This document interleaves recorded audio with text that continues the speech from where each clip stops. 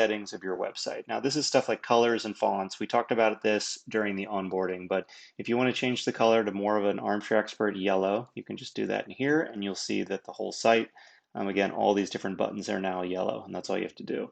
If you have the type of podcast that is typically like, your brand is a little darker, you can just click this one button to dark mode, and then the whole site is basically put into dark mode. With fonts, it's kind of similar. You can change all your fonts here. We work with Google Fonts, and so we'll pull in a list of some of their top ones.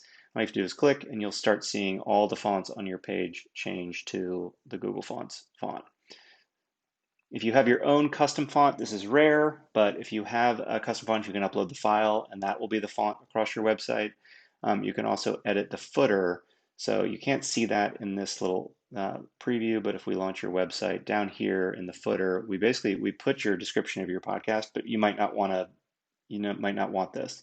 So you can go over to the footer area and you can say, this is the footer.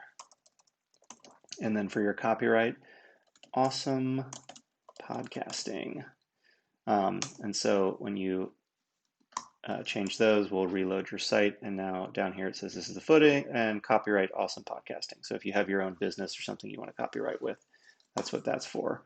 And then finally, custom CSS. This gives you the power to change almost anything on your website. You just have to know how to code. And so it's a power feature. It's not something we can really help you with, but if you do happen to know CSS, you can do lots of stuff with it. It just requires you to know how to code. So that's the general section of the Page Designer.